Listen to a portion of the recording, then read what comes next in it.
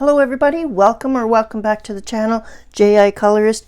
It is autumn here in Canada, or what I normally call fall. So I thought it would be a great time to break out the autumn coloring book, which is the large size book. It's shaped like a house, and inside we have actually done a book for the festive coloring season, which was 24 windows to color, and it was the festive one. So there's a playlist on that, but this is a brand new book. This is autumn coloring. I got it from Book Outlet, and it is published by Sparks Pool and illustrated by Pimlada Phuapradit.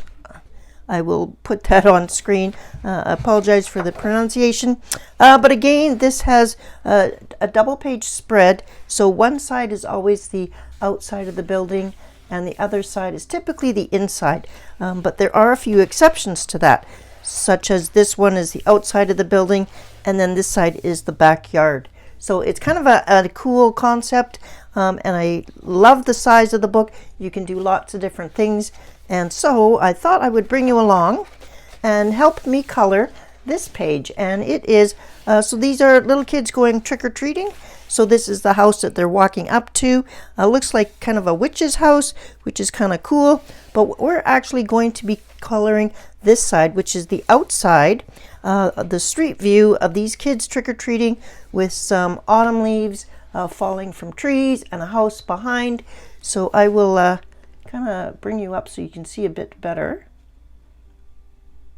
And this is a buddy color with fellow YouTube creator, Color and Create with Jana. So I'm going to bring you along while I do some of it. I won't do the entire thing on camera because this is such a large book that would take days. And but I thought I would bring you along and show you some of the different mediums I want to try in this book.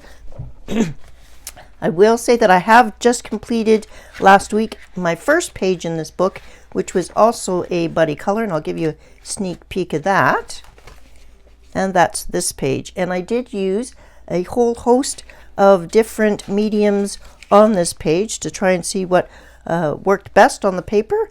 And so I may use some of the same mediums that I used here, but I think I still want to try a few more. So without further ado, let's get started. I may do some talking while I'm doing the coloring, and then I may play either some music or we might break out some trivia. We haven't done trivia for a long time here on the channel, and it might be time to get that back. So let me grab a few items. I'll bring the camera down a bit so you can see more section by section of what I'm doing, because this I have the camera quite high right now in order to fit this entire book in, but I don't think that'll be great for viewing to see what I'm actually doing.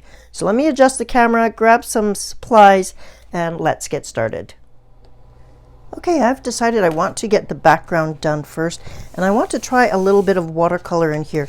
So I have not treated the paper, so that's first thing to note. There is no watercolor ground on here. I have a just a regular watercolor brush, a size 6 round. I'm going to use the indigo from the Mead in 96 set. Now the indigo blue is very blue and not deep, so what I've done is I've added a little bit of black to it as well to deepen it up. They also have this really cool color called black green, and I thought that that might be kind of cool to do closer to the ground, and then bring it up into the blue. And then I want to do some yellow and kind of like some Starry Night. I've been doing some bookmarks. I'll just show you one of them. I have it here. So I've kind of been doing some bookmarks with Starry Night things on them, and I thought I might kind of incorporate a little bit of that into the page if I can. So that's what I was thinking. So we'll see if that works, but we will start with some just some indigo on the sky, and I have this left over from before, so I'm just going to re-wet it. And so that is one nice thing about watercolor. You can just, if you've not finished using it, just leave it and re-wet it. And I'm going to probably go right over the trees because I think I may come back in with the trees and do them with acrylic markers. I don't use my acrylic markers very much, and I thought that it might be a nice way to use those. So I'm going to have it darker, and it's a shaped book, so it's shaped like a house. So I'm going to do the edges darker, and yeah, so that's the plan. We'll see how it comes to fruition, but yeah, and I'm just going to kind of do some loose areas where I'm going to want to maybe have some different colors of blue in there. So I'm just going to put in some circles so I don't forget.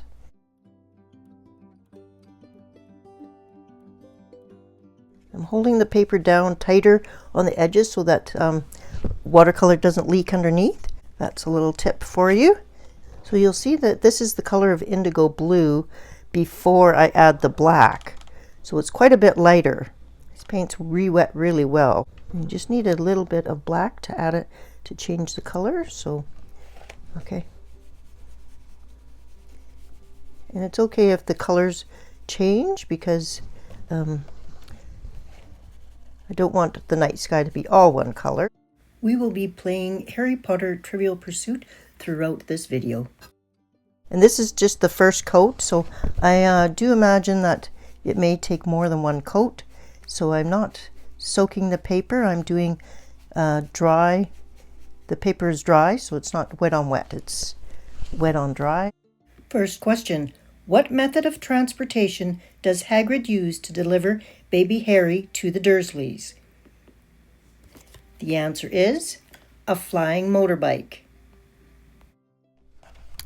Okay, I'm also going to bring in just some regular indigo so that we do have different colors of blue there. When I want to blend the two colors together, I'm just using some plain water and blending. Question 2. What is the name of the group of students that practice defense against the dark arts under Harry's guidance? Answer: Dumbledore's Army. So I'm just bringing in plain water and blending the two colors together. Trying not to saturate the paper though. It is getting a little wet there, so I'm going to have to leave it and work over here. Question 3. Which school textbook did Bathilda Bagshot write? Answer: A History of Magic. Not going right down to the ground because I do want to try and bring in that green to come up to the sky, so we'll see how that looks. Just using my finger as a guide to stop it. You could use washi tape, but my finger works pretty good too. I do end up getting messy though when I am creating. Now I don't want him to be, so I'm just gonna go around this little pumpkin scarecrow guy. Question 4. Who casts the dark mark into the sky once Dumbledore has been killed? The answer is Bellatrix Lestrange. While we're painting, we'll continue on with question number 5. What is Mad-Eye Moody's first name? And the answer is Alastor.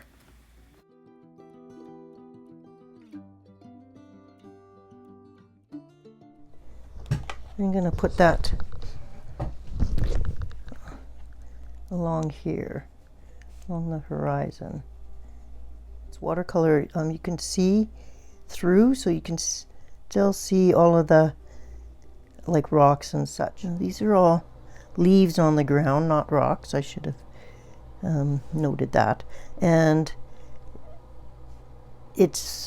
I'm going to do them colorful, like oranges and maybe some yellows and some reds. And then I'm going to add some green and blue a little bit together to do the bottom and going up to the sky. Question number 6. Who frees Harry and his friends from the dungeons in Malfoy Manor? And the answer is Dobby. Just check for any areas that look like they need a bit of help, because once the tree is done, I want to make sure I haven't missed any sky, and a little bit of green through here is okay. Looks like a mess right now, but that's how watercolor works. The first when it first goes down, I did try and keep all my strokes going this way because I do want the Starry Night kind of stroking to go on, and I will be using a white gel pen to make that happen, but the strokes of the paint itself will also help. So I'm just going through, and anywhere where I see some white spots, make sure that those are taken care of, and adding just a little touchy color. Okay, I actually do like how that's going. I'm going to finish off some of the green down here off camera, and I will be back. And I'm letting this page dry. It's not totally saturated, but it is it's not buckling, but it is warping a little bit, and that's fine, but it's definitely not saturated. So far nothing has come through, and we're good to go to let it dry as is. All right, I'll be back in a while. Just to let you know what I'm doing for the rest of the grass area. I added a little bit of the olive green to the grass, to my paint palette that already had the black green on it. Then it was a little bit too olivey, so then I added a little bit of the dark ochre. So I've added a little bit of darkness to it, and now I am just going right over top of the leaves because, like I said, I do plan on using some acrylic paint pens. I don't use those very much, so I thought I would go ahead and give them a try on this. So I am just doing the watercolor on most of the background so that I can concentrate on the foreground and have some fun with those. And I will use probably colored pencils as well as my Staedtler pigment pens and maybe some Pitt pens as well. So this will end up being quite the variety of items on here. So when I do color alongs or show you what I'm doing, it's not so that you can use exactly the same colors and stuff. It's just to give you some ideas of how I approach pages and the different possibilities. So I am not a artist, so I don't feel like I can teach you art and art theory. I'm just showing you how I tackle a page and bring you along to maybe spark some ideas and get you thinking about how to approach your different pages, because you may not even have this book, but maybe you have another book that you want to try similar items in. So I hope that you understand that's how I approach color alongs. So sometimes I will give you the mediums I'm using and the colors and stuff, but I'm not doing it as a step-by-step process. So I will see you back here after I have completed the background and let it given a chance to dry. Okay, I have colored everything else. The very bottom here is where they're walking. I envision that that's just a sidewalk. So I'm just going to do gray, and I'm just going to add the gray to my green area, or maybe actually to my little bit of blue area here. So I kind of just keep adding to my palette so that the colors will kind of blend in together a little bit. So I want to mix up enough paint so that I have, because the sidewalk's going to be fairly uniform in color, so just mix up enough paint so I have enough to do the whole area. And then we've already got lines along here to show which way the sidewalk kind of goes, so I'm going to also paint in the same direction.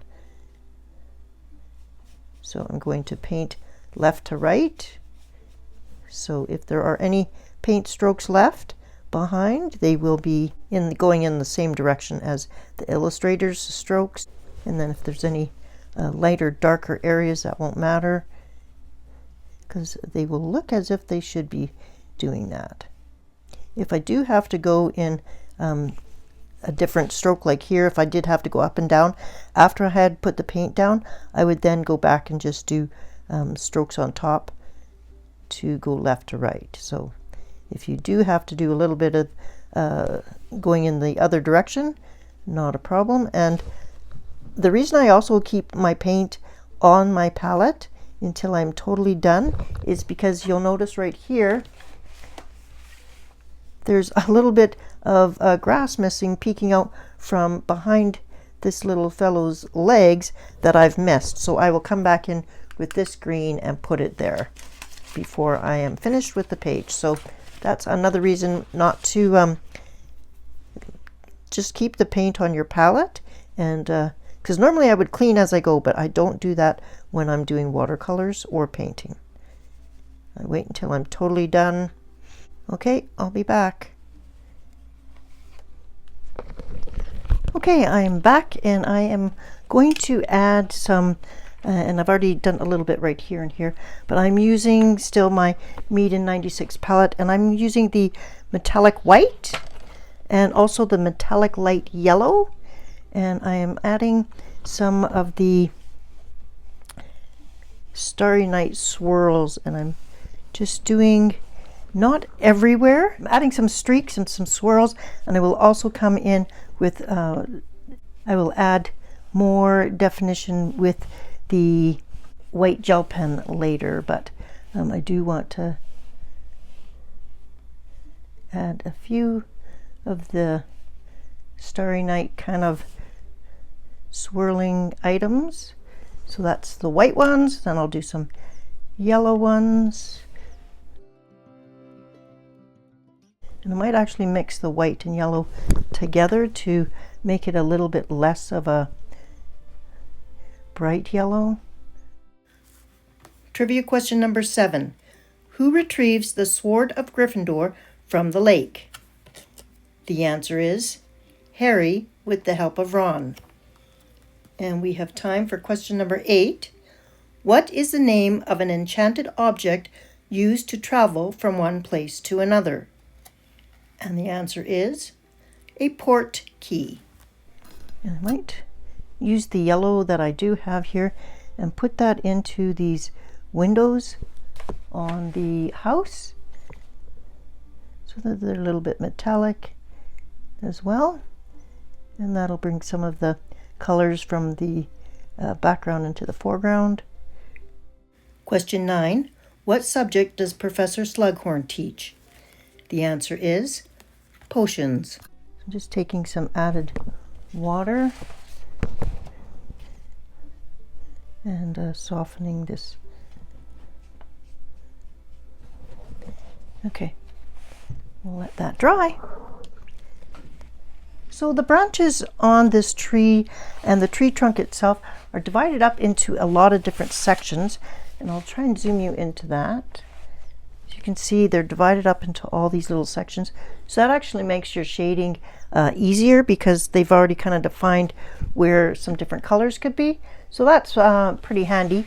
And so what I'm going to do is I have a whole bunch of these Languo 0.6 gel pens. So these are the original gel pens, not the shiny and not the 1mm. These are the 0.6, and I've just kind of swatched out a ton of the brown ones, and I'm going to use those. They are acrylic and flat, so they should go over well on top of my watercolor here, and they are fine enough that they should be able to go and do well. So that is what I'm going to do. Just going to pick a handful of colors and color that. So I might show you a little bit of that, but I certainly will make you watch the entire thing. So typically I will do a lighter color on top. So, and I do like to post the cap on the end, and that does help with the flow. And I believe I will cover up the black lines. since I'm here doing it. So, and then the darker color. So when this one here is divided up into different parts, so I'll do the darker on the bottom and the lighter on top. So it kind of has already done the shading for you, and it seems to be going right over top of the watercolor really easily, so that is handy. And I'll use a variety of colors. Yeah, I like this color better, so I might come up here and just change this one a little bit. So that's how I'm going to do the tree. I won't make you watch me do this entire tree, but I will show you this is what it looks like before I've colored the tree. And I'm going, like I said, right over top of the watercolor.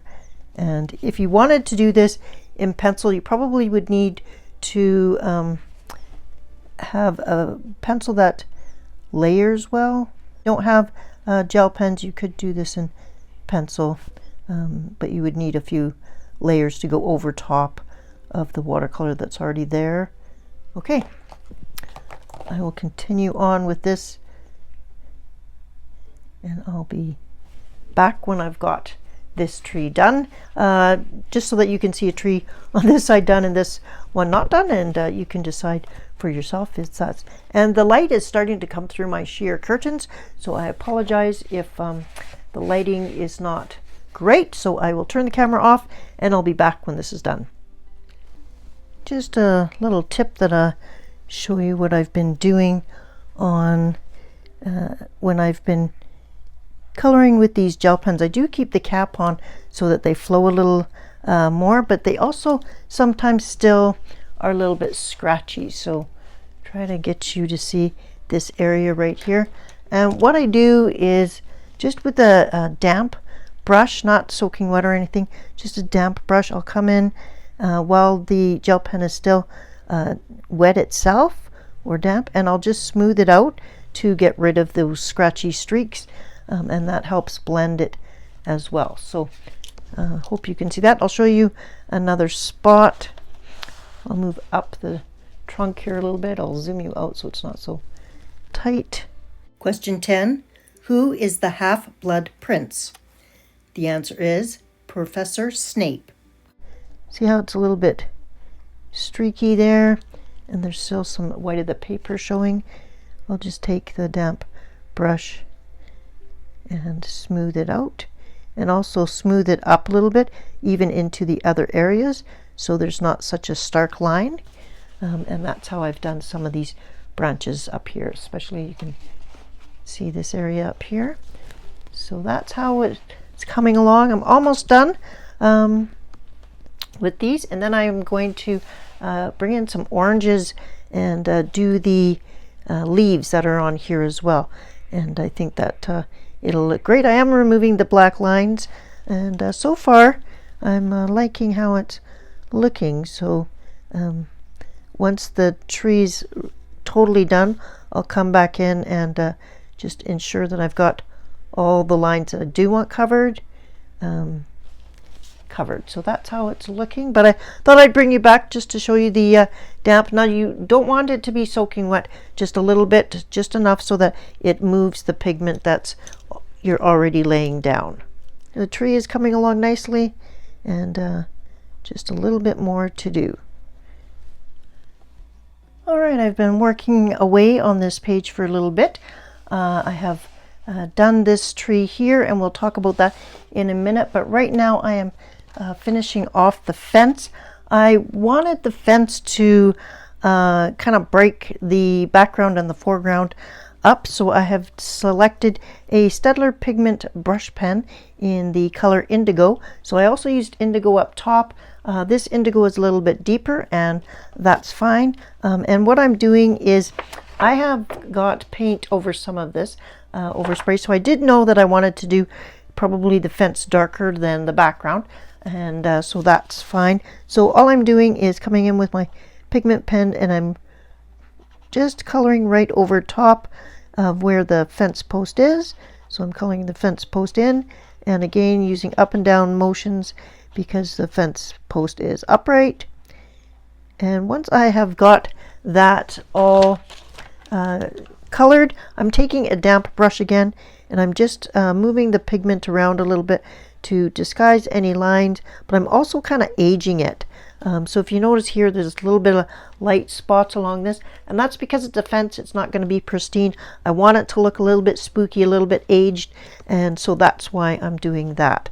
So again, hopefully we'll zoom you in.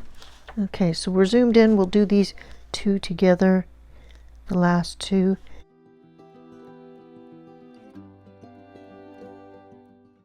I haven't used any pencils so far. I've been using a combination of watercolor gel pens and now the pigment pens by Staedtler, and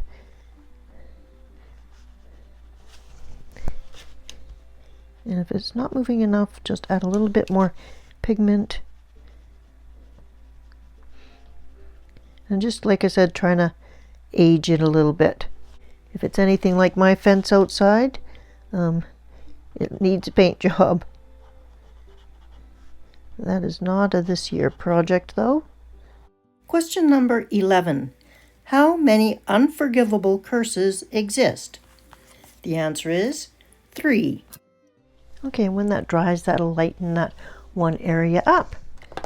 So that is the fence post, and again, that was indigo from the Staedtler pigment pens.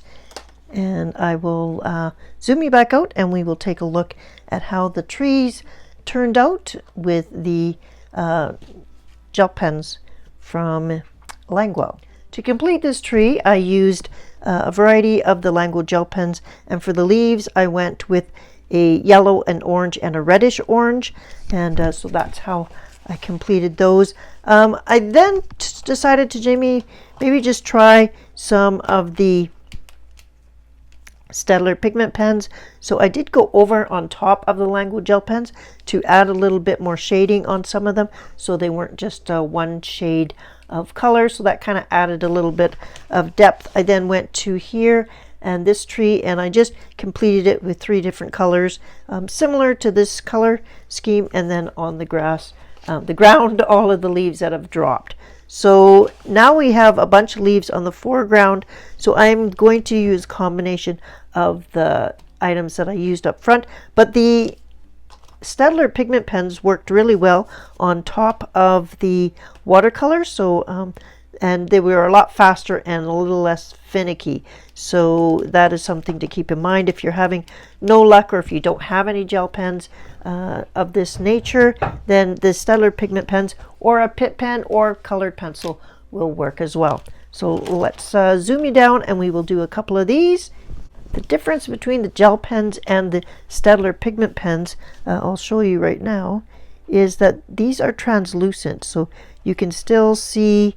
So they go on top of the watercolor fine, but you can still see the lines for the leaves left in them. So that's kind of nice. Whereas when we do a Languel gel pen, it takes a little bit to get them started sometimes.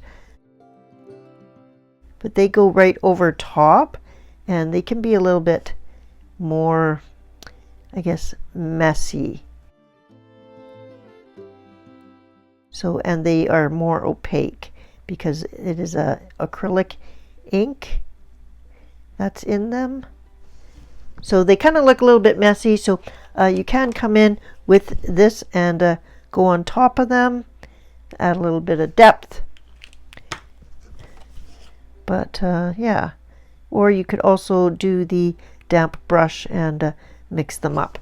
But so I'm going to do a combination of both, but I do find that the acrylic gel pens, these ones, they're great for covering lines, but I'm not having a super lot of fun coloring with them. They did okay on the tree trunks and that kind of thing, but the leaves I wasn't as happy about. But so far, and I haven't colored with these a lot in the past, so they might be better for certain areas. But yeah, they definitely are opaque, which is nice, but it is also nice to still have the leaves, all the details shine through. So I do like the look of, so in this case I'm going to combine two of them. Question 12. What is the secret to calming Fluffy, the three-headed dog? The answer is playing soft music. And the Staedtler pigment pens are just so much quicker, as they pretty much dry instantly. I'll grab a yellow. The yellow I tried before, and it isn't as, doesn't show up quite as nice. The yellow and the Lango gel pen is definitely a little bit better for that. So just depending on what you want to see. So I will carry on with all the leaves and get them done and out of the way. When you can get them going well, without streaks, then it's nice. But getting that sometimes, like all gel pens, the bane of our existence. We're always looking for the perfect gel pen. Okay, I have been working hard on this page, and it is taking me quite a while. So I just thought I'd bring you back and show you. I'm just finishing off the last couple leaves on this tree. I have been using the Lango gel pens, and I've also been adding the Staedtler pigment pens in as well and using them sometimes. I also have tried doing a little bit of mixing, so I would have two different colors of the gel pen and just be adding a little bit of different color and then mixing those together. Sometimes it works well, sometimes not so much. So still not totally sure that I'm happy with coloring with the gel pens. Let me know what you have found in the comments below if you've been using these. They're the 0.6, so they are a little bit, they do seem to clog a bit with such a fine nib, but that's understandable.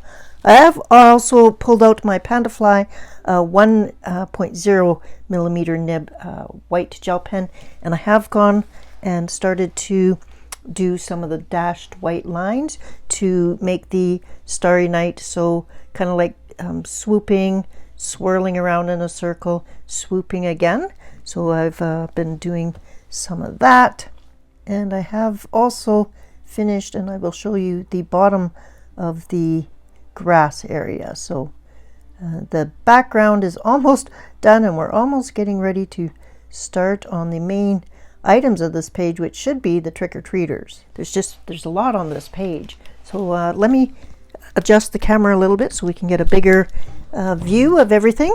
Okay, so adjusting the camera, and I'll just slide the book up so you can see where we're at. But I haven't finished the house itself, but I've given it some colors. I've selected blue so it kind of blends into the background a little bit, and I probably will do a tan brown color for the rest of the house, so that it is so the background is there, but it's not as pronounced, because I do want the focus of the page to be what's in the foreground, which will be these cute little trick-or-treaters. But I am happy with how the background has turned out, and I do think that the sky looks pretty cool.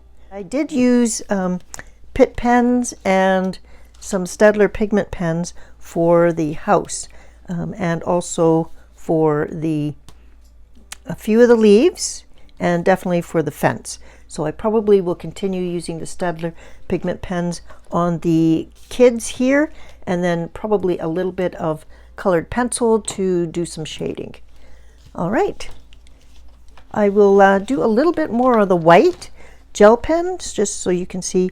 So I took a look at the Van Gogh Starry Night, and just to kind of get a feel for how he was doing his, so everything is in a circle. So, and he uses kind of dashed marks to do that. And then it also swoops off. So doing some straight lines to go off as well. And I've already got the two colors of metallic paint in there as well, doing some of the swooping, so I'm just following along those lines as well. Final bonus question, number 13. Which subject does Professor Umbridge teach at Hogwarts? And the answer is Defense Against the Dark Arts. I think that looks pretty cool. I'm not going to come down any further than kind of the start of the roof because I want it to still remain as just the sky. So, and I'm making sure that I'm going underneath the tree. I'm not trying not to go on top of the tree, so that the tree, you're looking through the tree to see the sky, if that makes any sense, because I want the tree to be above. Okay, so that's what that is like. I will probably do the house, like I said, just in a tan color, so I'll do that off on my own. And but let's take I'll zoom you down and we will start working on these cute little trick-or-treaters. Okay, I'm going to actually bring in a zebra mild liner, and I've got a bunch of these recently from Stationery Pal, and this one has a bold and a fine tip on it, so I'm going to use the fine tip, and I'm going to actually color this person. So this is a little bit of almost, it's a brown color, so I was just trying to see if I could try a few different colored skin tones. I typically will just do my own skin tone, but I would like to branch out. So I thought that this, and I do like the highlighters or the mild liners because they're see-through. So to me, it imitates skin tone a little bit better. So there is the skin tone of that little girl. I'll zoom you in a little bit. I just thought that the hair kind of, you know, would make sense that maybe this is a darker skinned person. And I mean no disrespect to anybody. And then I have a light colored, they don't have names on them, and they or if they do, they are not in a name, they're in Japanese, so maybe somewhere along there, like maybe right there is the name. But anyways, thank you for playing along with Harry Potter Trivial Pursuit. We have enough time in this video. There will be 2 more questions in a little bit. And the mild liners do not bleed through, and you can go on top of them with pencil. They're water-based, so I've been having quite a bit of fun, and there are so many colors now. I couldn't believe it. So now this guy is the clown, and he's got some makeup on, so I might leave him a totally different color. I'm not sure why I always start with the skin color, but I do. I also see that I missed a little piece of the tree behind his neck. I'm just gonna fill that in. By the end of coloring, my desk is just an absolute mess because I keep all of the items out. In fact, I've started using this little tray here to put things in so that I know what I've used. So let me just get organized for a second. Okay, I'm going to do the dragon here, and I thought about doing him in purple or something else, but I just can't do it. So I'm going to do it in the Staedtler, and I'm going to do it in green. So I've got pastel green, olive dark, willow green, and olive green. So I'm going to use those colors. I'm going to do the olive dark inside his mouth. So I figure that would be the darkest area. And I'm going to do his teeth bright white. I think I will also, though, do his spines in the darkest color. And actually, I'm also going to do his shoes. They're kind of oversized, big feet. Kind of fun. Okay, and I'm going to do the lighter color. So this is the pastel green. And it's quite cute. I think I want to add a little bit of the lighter green there.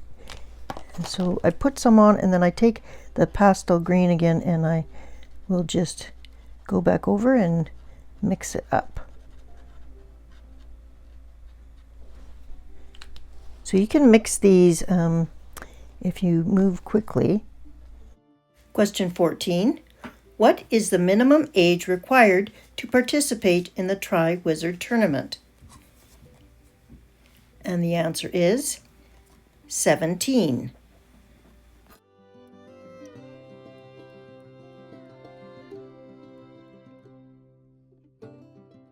And then I'm going to blend it out. I haven't tried the blending solution. If anybody has bought it and has tried it, let me know what you think. Our final trivia question for today, number 15. What spell does Hermione use to freeze the Cornish pixies after they have wreaked havoc in Professor Lockhart's classroom? And the answer is Immobilis. I want the dark along the bottom. That's it for trivia. There were 15 questions. Thank you so much for participating. Leave a comment below how many you got correct.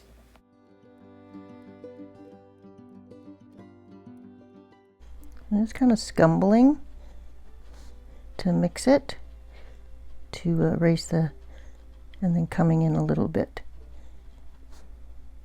Just very light hand. And that allows some shading. I hope you can see that there. So again, the one I'm using mainly is the pastel green, and I can also dab it with my finger. So I am a colorist who does end up having quite the dirty hands. Larger area here, so I'm going to have a little bit more. And then I'm working from the dark to the light, because I'm blending the dark in.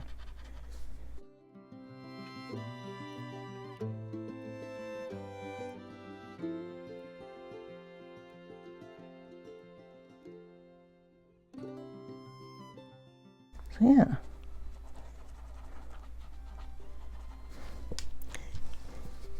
And if I want the whole thing to be a little bit darker, just add a little bit into the center. And then smear it out. You don't need a lot. If you're just trying to add a little bit of shadow, you don't need a lot.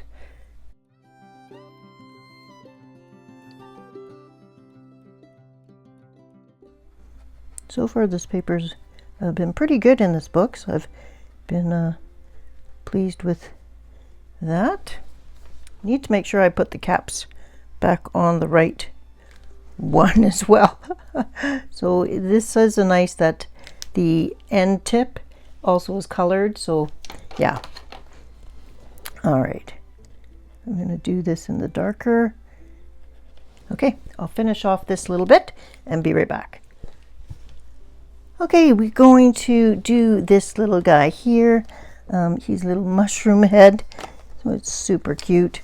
I'm gonna again use the Staedtler pigment pens. So I started with the red color, and now I'm going into carmine red, just because it's a little bit darker and can do a little bit of shading on his hat. And we'll do it should have an even darker one. I'm looking for, yes, this wine red.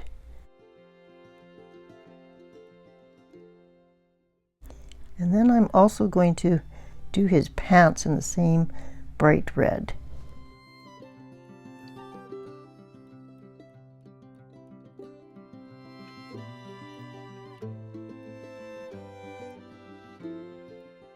And just a little bit of the dark color. Just to do a little bit of shading.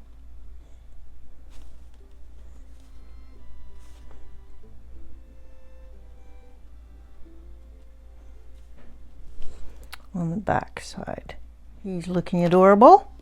I'll give him some brown hair.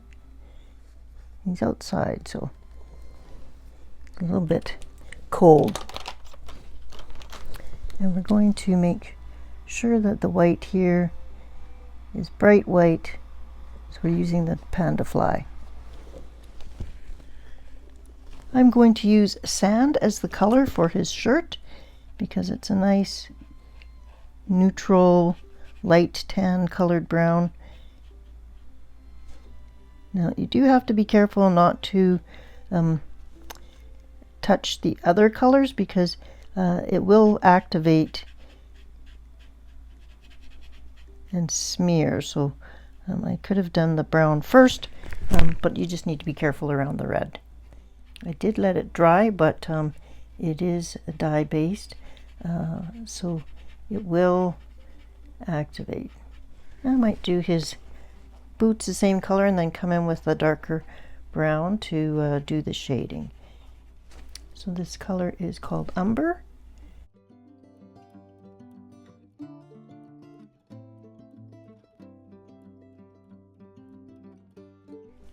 And that little guy is done. Let's do this little ghost dog. I think he's adorable. Let's start off with the parts that are peeking through, because he's a ghosty. It's going to have a darker nose.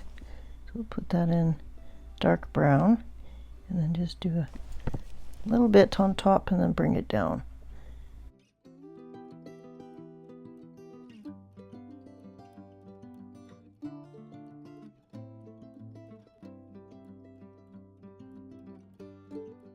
I think I'm going to leave his eye white like that, and I'm going to grab a color pencil, so let me get it. Okay, for the ghost I brought in the color Green Gold 268. It's a polychromos, and I'm just going to very lightly, I'm going to go over his ghost costume, and that's because I want a little bit of his fur to come through, but not a lot. And this green gold is very similar color to the umber. So I've just done a light coat, so there is some color there.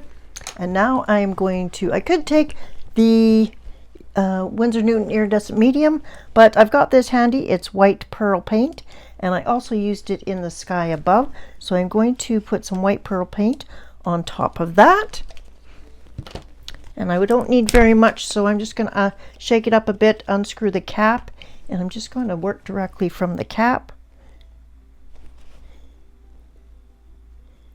and just a very light coat, so he will have some shine and he'll glow when I move the page, so he will appear ghost-like, and that's what I'm going for. Paint this whole area, and then I'm gonna come back in with a water brush and clean up his eye, because I don't want his eye to have paint on it. So the Craft Smart Pearl paint comes in a few different colors. It was part of a kit, and it's quite translucent, but it is metallic, and so yeah, it's quite sheer, I should say. So yeah, I think, oh, it looks like I missed a tiny spot. That's the other thing to do when you are painting with metallic and it's sheer. Sometimes you got to move the page to see where you've missed, especially if it's white paint. And I will select a color for his collar, and I think I'm going to go with a red. So I'll do a red collar on him, and I'm just grabbing a Lango gel pen that I have already used elsewhere on the page. So just keeping things cohesive on the page. Darken up his eye pupil. There we go. Cute ghosty. This color is called Coral, and it was part of the new 24 set, I guess. So along with Coral, I'm using orange for the little treat bucket here. So just doing a little bit darker. And for the pumpkin, I just did 2 coats of the same color on the outside and then just 1 on the inside. So if I want to darken it up a little bit more, just using the same color, I just let it dry first and then come back in with the same color, and it does quite well for shading. I also did this little guy over here. I gave him a blue pumpkin, and that is an autistic pumpkin, so I just thought I would add that, and plus blue matches the rest of the color scheme, and I thought it would be nice to represent him. All right, let's tackle the clown. For the clown, I'm going to go with bright primary colors, so red and blue and yellow. I think that would be fun and very much clown-like. So I'm just going to use Staedtler pigment pens again. I want it to stand out from that tree in the background. I think I'm going to use cherry red. And I think I will make his pants red as well. I want to do his boots blue.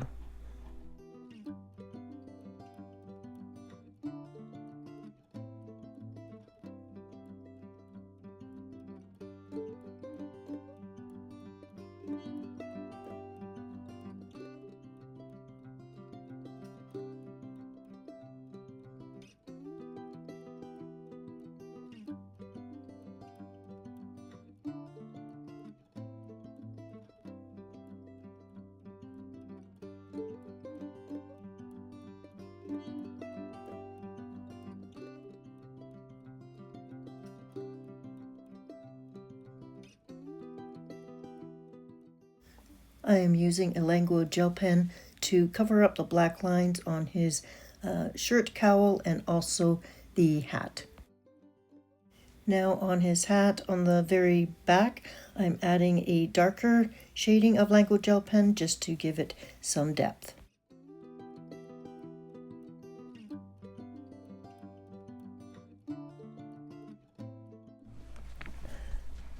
Okay, I have used the hazy blue for his shirt and put a few white highlights there.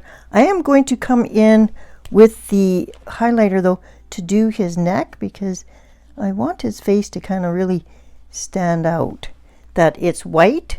And so yeah, so I'm going to do that. I'm going to grab the white pen because I've got a little bit of overshot there, and his nose is lost a little bit there. Make his nose a little bit bigger too, then it definitely looks more like a clown. I added some Lango gel pens for some red streaks in his hair and a little bit for shading on the clown's hat as well. So I think that he looks good. I also did a little bit of lines on there. So now that this has dried, I'm going to come in with the same color and just go on this side to give it a little bit of shading on his shirt for underneath his arm. So that's the same color this time. So I don't always use different colors. Sometimes I just come back in with the same color. So that is also how you can do that. And then on his other arm as well.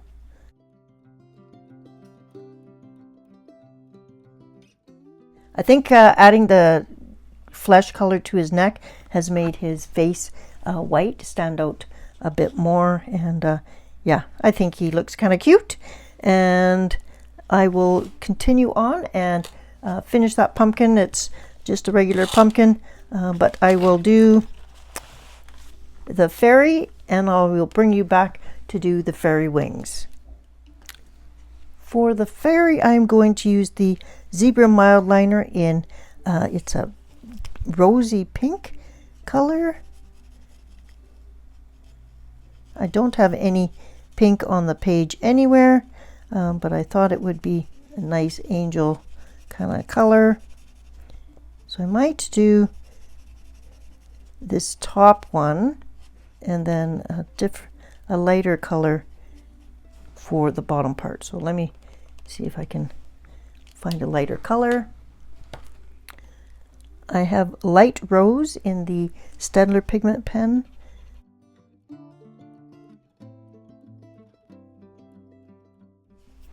I think this is part of his tail. It's just kind of been bugging me there, so I'm just gonna make it his tail sticking out. What else could it be? Okay.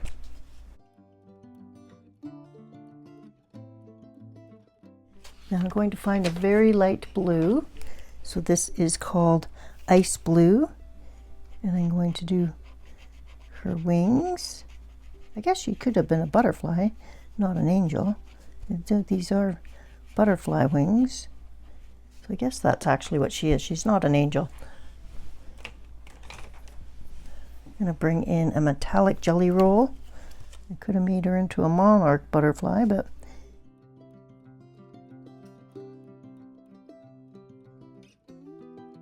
got things in her hair as well, so I'm going to add a little bit of blue to her hair on her crown kind of thing she's got going on. This is the Stardust Clear. It's a jelly roll, and I'm just going to come and color over top of a few of the sections.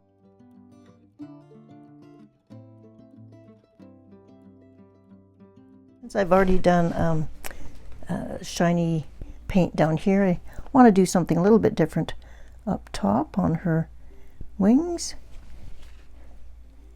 Okay, now I can also just outline the bottom. Okay, so now there's some sparkle when you move the page, and hopefully you can see that. Okay, one pumpkin girl left, and yes, she's going to be orange. And I'm going to look at my little handy dandy color wheel, and we're going to go with red orange as the primary color. So blue green would go good as a complementary color for that. So let me grab my colors and we'll get started.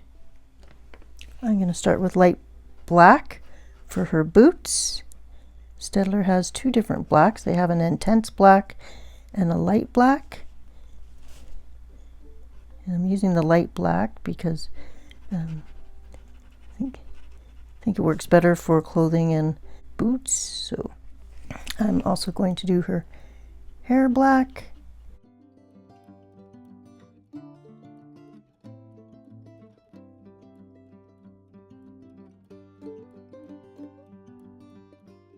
Just a little bit on the underneath.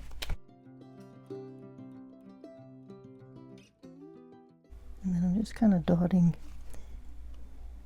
just to give it some texture. Okay, we'll let that dry and see how it looks. I am going to do light. Now this color is nowhere else on the page, but then again, so is the pink. So I thought I'd do those two together on this side by side. And I've got the coral. So I'm going to just start with the coral, and then I'm going to use the other orange as well. If I'm happy with this, I may not bring in a bunch of pencils to do shading, but we'll see. You notice I had a bit of green there, so I'm just going to try and mask that with a little bit of this darker orange.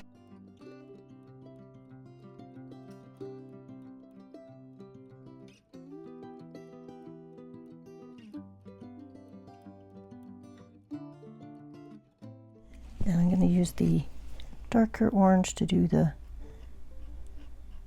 suspenders here. A little bit of pink in her cheeks too, as she's outside working hard. I am going to zoom you back out. This is how our kids are looking. Oh, I forgot the pumpkin. Let me be right back. I am using warm grays from the Polychromo set. I've got warm gray 4, 5, and 6, and I'm just going to go along here, and where they're walking, I want there to be a little bit more shadow, because they are, and the light is coming from here because they're walking towards a house. Just getting rid of some of any white spots. So this is the 5 that I'm using right now. And then I'm going to take the lighter one, which is the 4, and I'm just going to go to the background and kind of fade in. And any areas where there's some white showing, I'm going to cover with the lightest gray.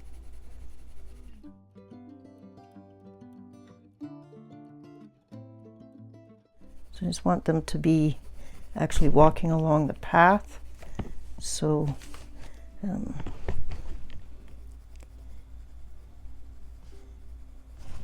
okay.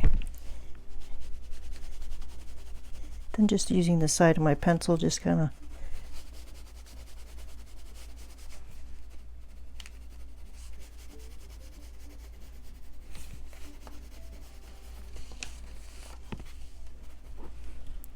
okay.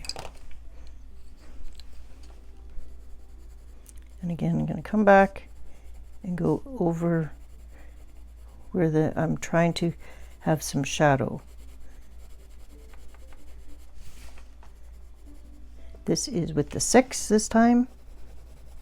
Let's let this sit for a while, and I will finish off the house and be right back. Working on the house a little bit, I have used the colors sand for the roof and the facing here. Then I have used light sand for the lighter areas, and then I've used 2 colors of brown for the cross woods that are on the windows, and that is golden ochre and umber. I'm now just taking a Lango mallard brown, and I am going over the tree motif that's on the top of the house. Then I am going to do some shading on the house so it's not looking so flat. I much prefer using the Lango gel pens when I'm just doing that kind of outline. It fills in nicely. So yeah, there's definitely a spot for them. Okay, let me grab some colored pencils and we will do shading with that. I'm going with the Polychromos Brown Ochre 182, and I'm just going to go and put a line under each of the roof and just kind of shade in a little bit, and then the roof won't look so flat. Just along the edge line, and maybe come in just a little bit, and that will also help disguise the bit of blue that's along the edge as well.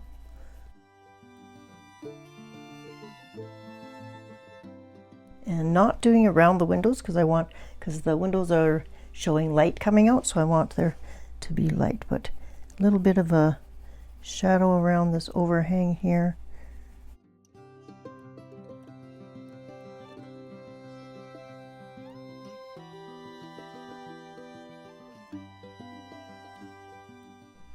More to make it kind of almost look a little bit dirty, a little bit faded. Just a little bit of shade underneath all the overhangs, just kind of making it look a little bit dirty.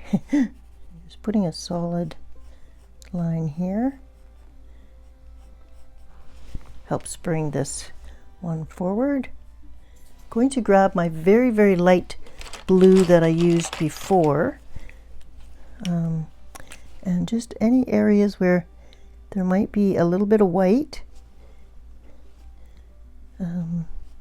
touching those up with the blue. Okay, let's zoom out and see where we may need to come in and do a little bit of extra. All right, here is how our page is looking, and I like it for the most part. I think I'm going to come in with a gel pen and just put a few lines in some of the leaves. They're kind of looking a little flat, so we'll just add a little bit, give them a little bit more shape, make them still look like leaves. Now for the kids, I do like his face. I think he's actually looking really good. So I don't think I need to do anything else with the clown's face. He's definitely bright white, and the rest of him is not. I do like the hair. I think that's okay. And I do think I do need to put a little bit more yellow around here. So I'm going to put a little bit of yellow on the tip, on the front of her boots. If anybody has experience with the new 1.0 Lango gel pens, leave that in the comment if you think I should try those, because I do find it difficult to actually color with the 0.6 ones. Using them for lines is not a problem, but yeah, okay. I do think I might just leave this video off at this point. I may tinker a little bit, but this has been a long enough video, I'm sure. It was a huge page. Thank you so much for your patience and sticking with me. If you fast forwarded through some of the parts, not a problem. If you played along with the trivia, leave in the comments below how many you got correct. And until next time, I hope you're having a creative and colorful day, and I will see you in the next video. Take care, everyone. Bye-bye. Happy Halloween.